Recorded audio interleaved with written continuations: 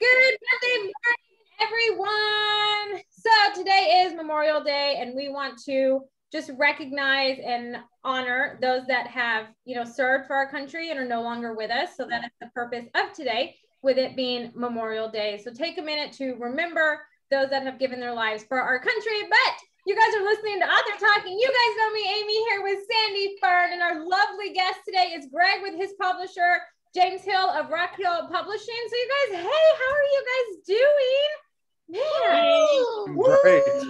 Today is Memorial Day. It is I do have a hard time not saying Happy Memorial Day, but I recognize that's not a good thing to do. So, so Memorial Day is when we really are not happy, or not celebrating anyway, because it is when we are remembering those that fought for our country. And I think it can still be a happy time. I mean, I know that it's sad, but you can always remember happy memories that you had with, those that served our country. They may not still be here, but happy memories are kind of, I like to say is what keeps them alive, is, the happiness and joy that they brought all of us. And we, would not be here in the United States and have all, the freedoms and stuff that we have if it wasn't for them. So I do want to, remember to memorialize them today, that today is their day. But did anybody do anything, fun over the weekend?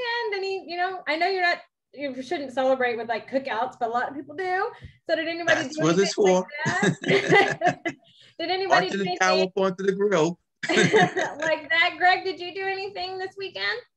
Yes, we went down to Villa Park. I have a friend who lives down there, and we had a cookout. And like you said, it's supposed to be a solemn thing, but we celebrate them. Yeah, celebrate absolutely. We celebrate that they served our country. Yeah, sure. I love that. That's a good way to think about it. So I love that. Yeah. Fern, Sandy, James, what did you guys do? Anything fun? I had kids over, of course. You had your kids over? Some of them, not all of them, but some of them. And then we went out. My newest daughter-in-law's daughter, my newest granddaughter, just got in the Texas School of Nursing.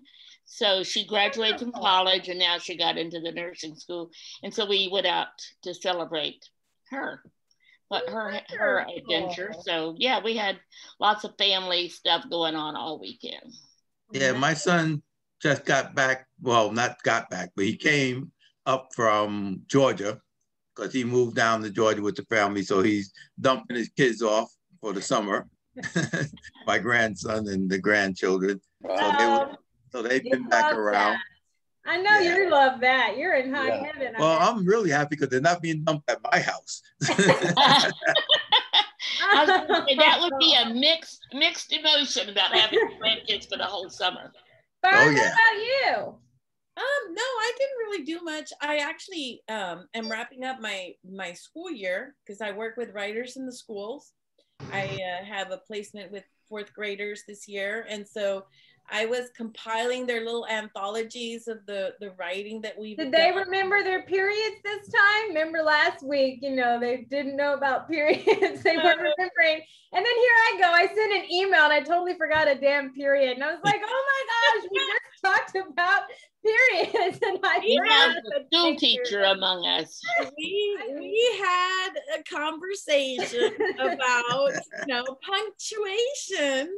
Yes.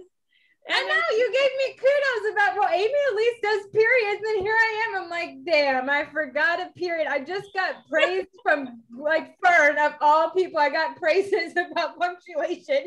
And then I send out this mass email, and it's like, well, there's some minor errors. No big deal, Amy, if you've already sent it. And I missed the damn period. I was like, oh my gosh, of all days. Hey, it's okay. I mean, hey, I do typos all the time. Like I always say, and I talked to them this week about that. You have, as an author, you have a copy editor. You have the person that makes sure the copy is clean and who is making sure your typos are taken care of and stuff. But that person is not going to put in all of your punctuation for you. You as an author do have the responsibility of knowing how to punctuate your sentences correctly, So yeah, but I mean, it happens to all of us. We all make mistakes. It's okay. Yeah. Hey, we're all human. I mean, if we weren't, making mistakes, and I don't really know what we would be. These times of years where I put my little young writers anthologies together, this is the time of year in which I really appreciate the copy editor. How old are they? Fourth graders. They're fourth grade. Oh, so, yeah, good age. Yeah. And good age to start writing. Yeah, and they've done really well, because like when I see the first story from the beginning of the school year and I see their latest story and how much more in-depth and better it's gotten, their writing has gotten, I'm always really proud of them. It's just the having to go in and determine where the period should go on every sentence. It's a little bit. Writers in the School, what is that? So Writers in the Schools is actually a really great organization. It is national. It's all over the US. And here in Houston, we have our group. And basically, if you are a writer and you would like to come in, they give you one school, one grade level in the year. And you go in once a week and you do a 1 hour session with them, 45 to 60-minute session of writing, just authentic, fun, creative writing, and just bringing the joy of writing to the young people in the classrooms. Nice. And so it's really great. I mean, there's no grading or anything. You're just doing the natural feedback that you would with any writer as a mentor writer. And so it's a wonderful opportunity to get them out of the, school-based writing, to here's what writers really do. We're creative, and it's all the same skills, right, that the teachers are teaching, but you're doing it in a way that is really like more authentic how we do it in the real world, Yeah, like more like a relaxed environment. That's awesome. I like to hear that. Me and Sandy had a busy weekend. Sandy had her kids over also, but we had a book launch, a book cover reveal for Gregg, and then we also had another book launch with Inklings for Pat Daly. So Saturday was a happening day for us.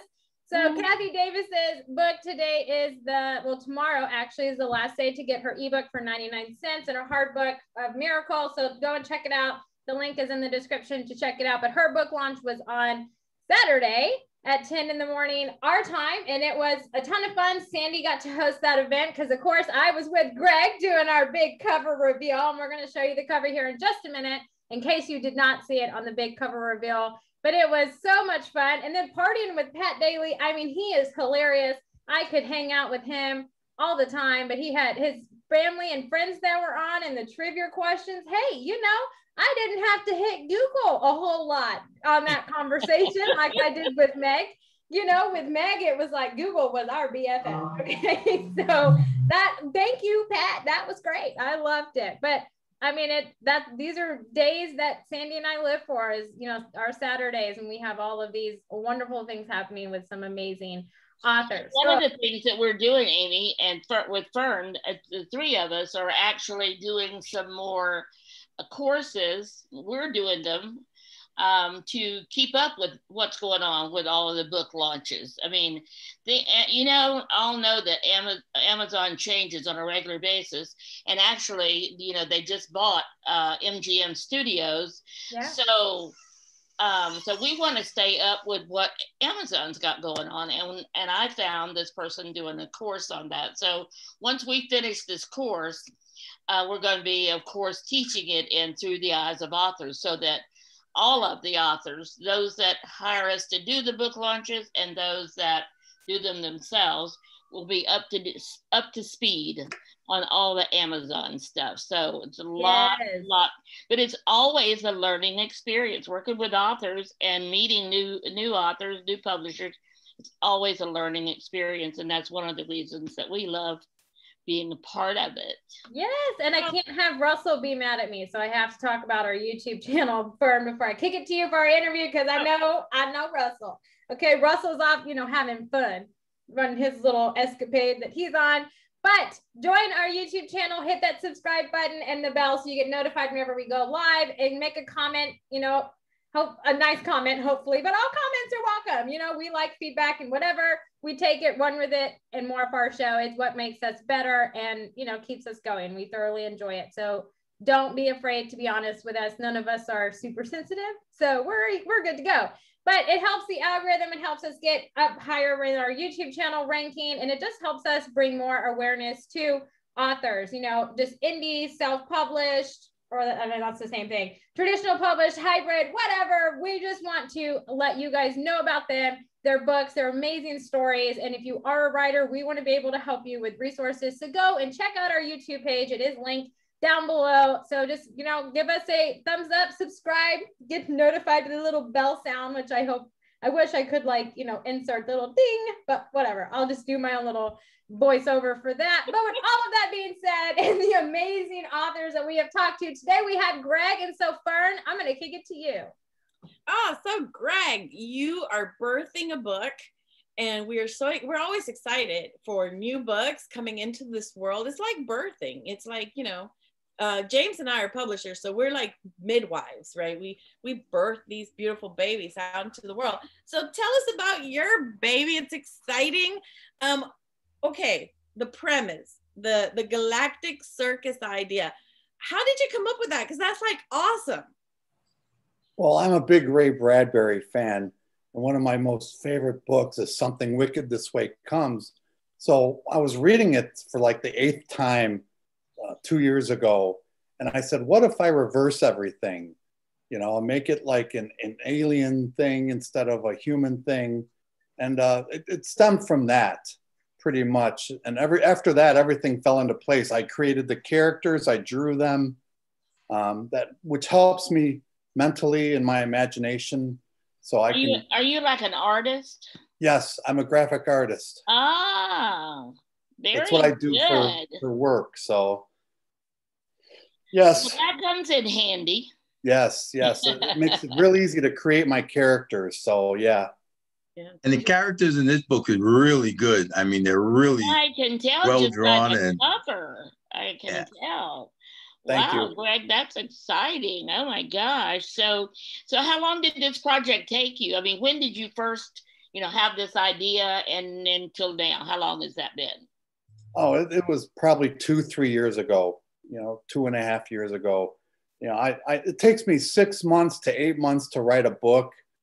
But the research that goes into it is like a year, you know, before I'm ready to actually put any words down in it. So that's what I do. I do the research, I get everything picked out, and I lay the chapters out so there's good pacing. I can keep track of that so it doesn't get boring or anything. So, and then I start writing. It takes me 6 to 8 months to write a book. So you have other books? Oh yeah, I've got 5 books in manuscript form that haven't been published yet. I've got 12 already published. So this is what I want to do with my life. So this book coming out is pretty big for me right now. I need it to be a big success because honestly, I'm tired of working, going to work every day. Hey, Aren't we all? Yeah, we feel that. Okay, we feel that. We like this whole virtual, you know, thing we got going on. We all dig that. But you know, the 9 to 5 grind and working, we all feel that. We are all waiting for the millions to drop. I mean, let's see that way. And Lotto's not going to do it for you. The odds are too big. You're right. It would help my writing so much if I could just concentrate on it full time instead of going to work 8 hours and then coming home and writing, you know? Oh yeah. But this is our dream, right? And but you're moving towards it, which is awesome. So tell us about your main character. So who's the main character of this book, and what kind of struggles does this main character go through? The main character is I believe he's a 10-year-old child. He's named Speck because he's very small for his age, because there's some abuse going on. There's a dark side in the book. There's some abuse going on by his dad, who starves him and beats him because he's hooked on drugs. And this is on another colony planet in the M80 galaxy. So the kid is all alone. So like I said, his name is Speck, and he has this great gift of being able to dislocate any of his bones. It doesn't matter where they are. Any bone he has, he can dislocate, and that makes him escape from things. You know, if I don't want to give out too much of the book, but I mean, of course, he uses that skill in the book. So how does the circus come into town? Well, the circus visits the planet every year, and he has never seen it. He's seen it from long distance, but his father won't let him go. So this year he runs away because he's had enough, and he runs away and joins the circus. And it's a whole thing of how he sneaks in, he meets people, and they help him, and they understand his plight. And it's just I think it's a very touching, heartwarming story on how he gets to be in the circus. He even creates his own act. So again, I don't want to give out too much. So but, when is the book available? Next week. Is it available now? Well, you can. I think you I can know order you said it. you had the cover reveal, but have you actually had the launch and it's now available? No, his book launch is this coming weekend. This Saturday is his physical, well, not physical, but online digital book launch is this coming weekend. And then, you know, the book and everything will be available. I believe, James, this is the question for you. Is his book available for pre-order? I believe, yes. I believe it is. For pre-order. So I'll put the link down below if you guys want to check it out. So that way, if you want to pre-order it, you can, but his book launch party is happening this Saturday. James, you are muted. So we didn't hear any of that you just... I got the yes part. Yes, you got the yes part. That was pretty much all I said. I remember. I get it. Well, Greg, I have to mute myself because sirens are going on in the background and all kinds of traffic noise. All the windows are open because it's hot as hell here. So everything is open. And do you not have an air conditioner? Do you have an air conditioner? No. Oh my gosh. Oh. Yeah. Well, I grew up without air conditioning, so I'm okay without air conditioning. You had all of the Texans that you heard all three of us. Oh, like all of us Texans were like, that's bad. We cannot survive without AC over here. Well, yeah, Greg, you said it's cold. What about you, Greg? Do you have air conditioning, Greg?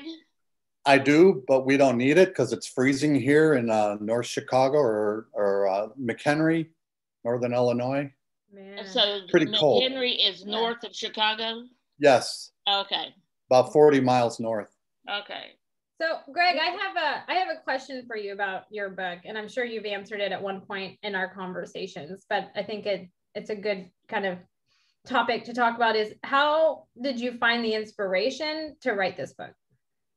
Well, again, reading does a lot of my inspiration for me. And when I read Bradbury, he's like the most inspirational writer that I can think of besides Hemingway.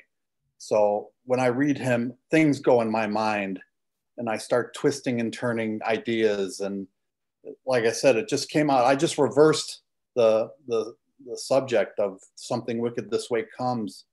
And that's what came out. So very creative. I'm excited to read it. I mean, a circus in space is awesome. So. Yeah, and I discuss a lot of the rides and the ambiance of the circus, so you get the feel of being in there.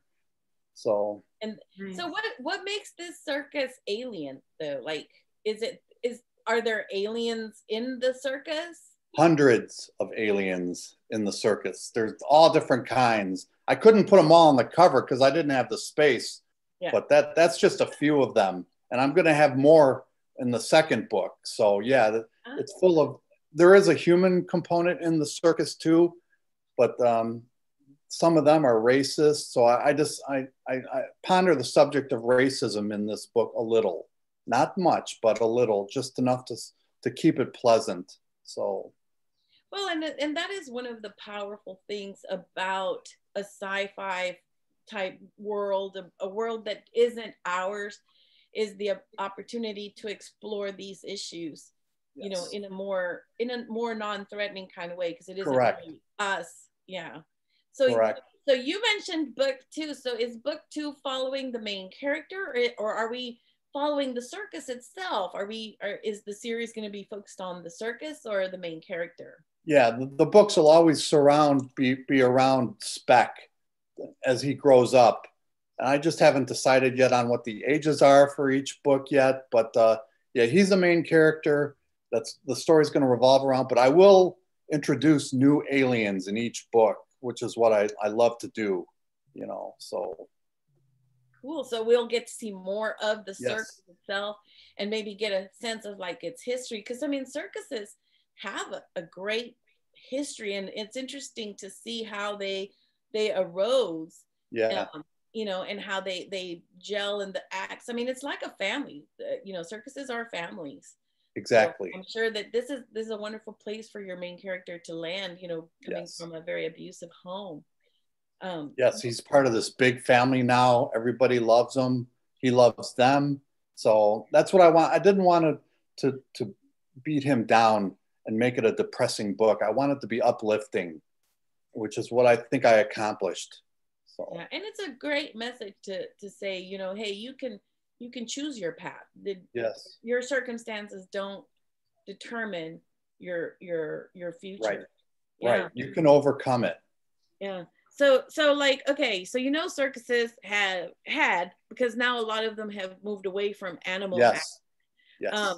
What about your circus? So is your circus using some animals, or have they evolved from that and they're no longer, you know, using animal captivity? What is up with your, and if they are there alien animals?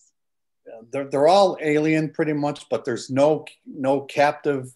Every alien that's in the circus wants to be there, wants to show what they can do, you know. So I didn't want to go there because I understand people with the lions and tigers and stuff. We got to free them. This circus stuff is so antiquated. Yeah. That we got to move on from that, you know. So yes, yeah. But everyone in the circus is free to do what they want, free to show themselves as they want. So I made that a subject to but ponder. This is one thing I got from the book, and this is something that's pretty much always been part of the circus. Everybody wants to run away and join the circus. Yeah. Yes, you're right. And this story got that flavor and that feel to it, that, you know, it's the idea of the adventure. He wants to run away. He needs to run away, but he wants to run away and become part of this circus. And that's something that have always been part of the circus atmosphere. Is yes. that you have the great acts and everything, and everybody wants to be part of it. And every little boy wants to do that. A nomadic existence. Yeah. So Gregg, have you seen Cirque du Soleil? Is Cirque du Soleil part of the inspiration at all? Because I love Cirque du Soleil. I go every year that they come in Houston. No, I've never seen it. I've seen like bits on TV and stuff, and I know they do amazing things. I think they're in Las Vegas too now, aren't they? Or yeah, they have like 3 different shows in Vegas, I think. Yeah, no, I'm not familiar with them. I wanted to keep this as original as I could. I didn't want to copy and see things and then put that in the book. I wanted to make up stuff that these aliens could do. So, and be amazed, you know, amaze the customers. So that's what the book is about, really. So when did you first, or do you remember when you first became interested in science fiction and either reading it or writing it? Oh, yeah. Yeah, May 1977. Really? Star Wars. You know the date and everything. I'm impressed. I am impressed. So what happened in May 77 that got you interested? Sandy. Star Wars. Star Wars. Oh my gosh, I did not catch that. Holy crap. Why did I not get that? Oh my gosh.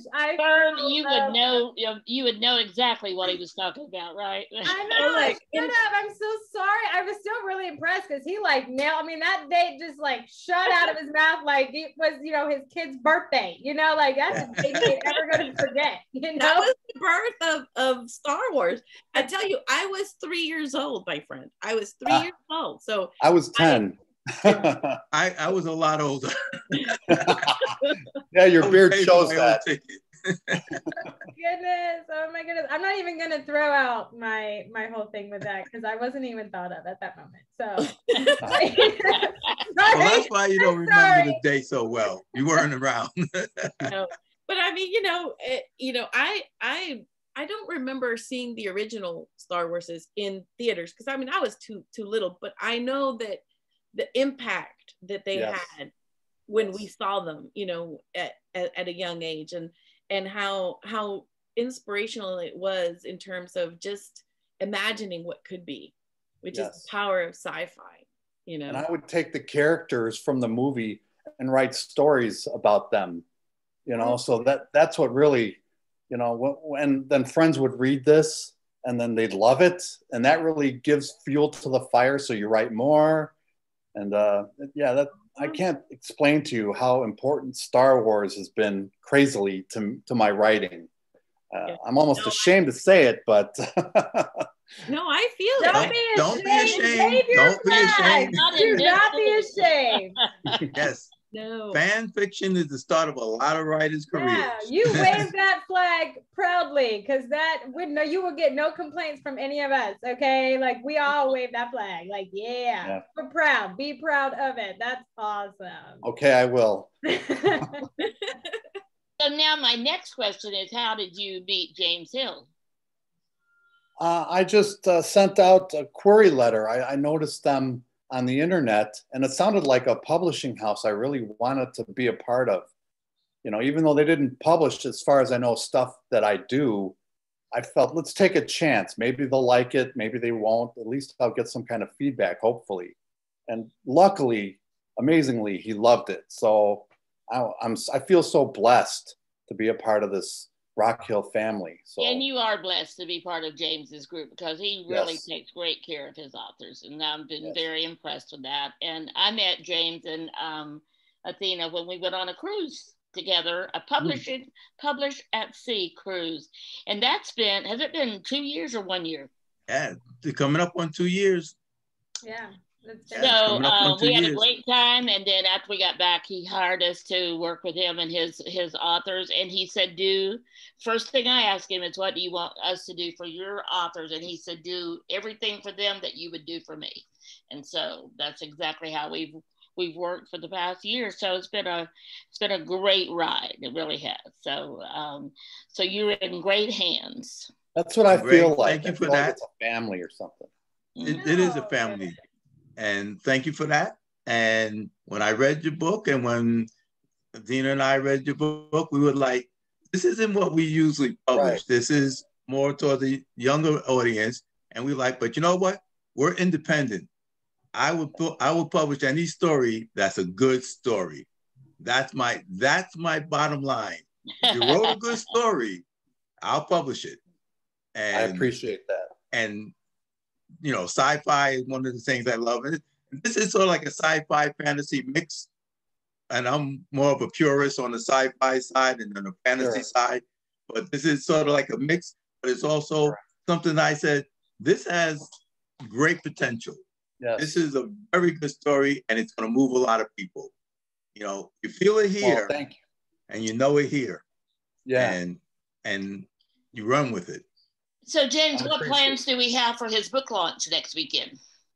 The big party. It is a big party. Big party, yay! Yes. Big party like we usually do. Big party. Gregg is going to bring some of his friends, I'm sure, some of his supporters. How about your son? Are you bringing your son, Gregg? He might be firefighting. I don't know. Sandy's getting her Chicago fire on. Just easy. Sandy's getting her Chicago fire on. But no, we are having Gregg's book launch this Saturday. So you're going to want to tune in and you'll be seeing the dates and everything going around, the time and all the fun goodies that we're going to be having. So stay tuned for that. But our lovely Russell is not here today. And so I am taking place of Time Nazi. So today is the day that people that don't like time management are going to hate me, and I'm okay with that. But we are winding down, and I know this conversation could go on for a long time because, Gregg, your book, I have so many questions, and I'm just curious about it, but I want to read it before I, pick your brain some more. So I'm super excited about it. I've pre-ordered it, so I can't wait to receive it. but I know that tonight is Through the Eyes of Authors, and it is Memorial Day, and so we are not having Through the Eyes of Authors. So you guys, I love you. I will miss you, but you will not see my lovely face this evening. I'm so sorry. I know that everyone was looking forward to it, and I'm so sorry. But, you know, after this, you know, we're done with this makeup's coming up, okay? Like, it's going to be plain Amy, and y'all don't want to see that. So be thankful you're not seeing me tonight. But we will see you guys on Friday, and we'll be having a great mastermind and conversation. But with all that being said, closing comments, questions, concerns, interest. Fern, I'm going to kick it to you first. Nothing, just make sure you party with Gregg, the birth of his awesome book. And just looking forward to wrapping up the school year with my kiddos. And never mind. I'll talk about that at Sandy and Friends. Sandy, it's all you, girl. So remember that tomorrow is the launch of the Book Lovers Delight. Oh, yes. So that's when that goes live, and we're very excited about our latest project, and you'll hear more about it because we're going to do a Facebook Live to kick that off. So exciting stuff. Yes. Gregg, there is never a dull moment with this group. I promise you. I can tell. There's never one at all. James, your lovely, publisher, what would you like to end with? I would just like to make sure everybody comes on Saturday to the book launch. There will be prizes, giveaways. We'll have some stuff for our attendees.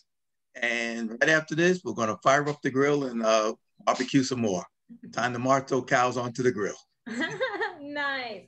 Gregg, thank you so much for taking time out of your day to come and talk to us about your book. We're all super excited about it. And we're just, hey, welcome on this journey with Rock Hill. You're in great hands, and we just can't wait to support you and to get your book into more readers' hands. So thank you so much for taking the time out of your day to come and talk with us on Author Talk. So until then, yes, anytime. Until then, you guys have a great Monday, and we'll catch you all next week.